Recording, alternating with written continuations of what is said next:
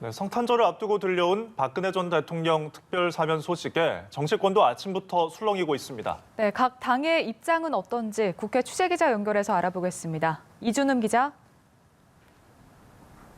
네, 여야를 막론하고 이번 특사 결정을 예상한 인사는 거의 없었습니다. 특히 민주당 내에선 이번 결정을 청와대가 사전에 당과 조율 없이 진행한 만큼 당황한 기색도 읽힙니다.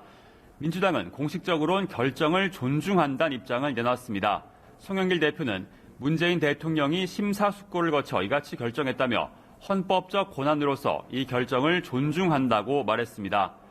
이재명 후보도 조금 전 대변인을 통해 입장을 전했습니다. 국민 통합을 위한 대통령의 고뇌를 이해한다며 어려운 결정을 존중한다고 했습니다. 다만 현실의 법정은 닫혀도 역사의 법정은 계속된다며 지금이라도 국정농단의 피해자인 국민에게 진심 어린 사죄가 필요하다고 꼬집었습니다. 이 후보는 최근까지 박 전 대통령 사면에 대해 시기상조라며 뉘우침도 없고 반성도 하지 않고 국민에게 사과도 하지 않은 상태라고 반대 입장을 밝혀왔습니다. 하지만 김용민 최고위원이 국민 통합은 국민이 정의롭다고 판단해야 가능한 것이라고 비판하는 등 당 내에서 이번 결정에 대한 반발도 만만치 않은 상황입니다.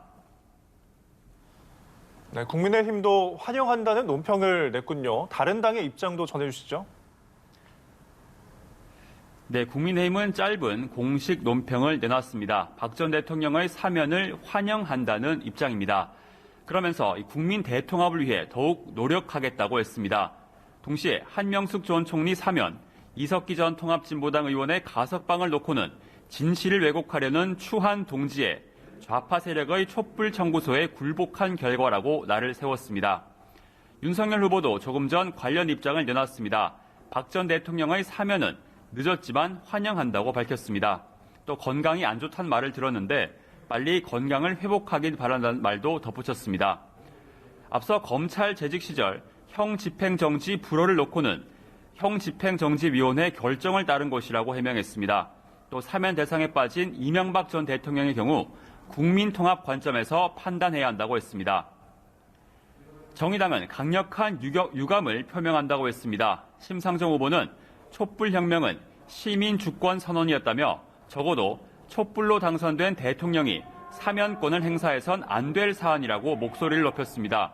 국민 동의를 구하지 않았을 뿐더러 거대 양당 후보 모두 사법적 심판대에 올라 있는 이 시점에서 기준을 흔드는 부적절한 행위라고 지적했습니다.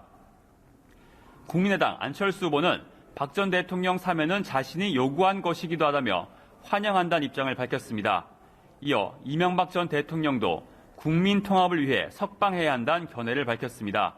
그러면서도 이석기 전 통합진보당 의원의 가석방은 부적절하다며 한명숙 전 총리에 대한 복권도 물타기라고 비판했습니다. 지금까지 국회에서 전해드렸습니다.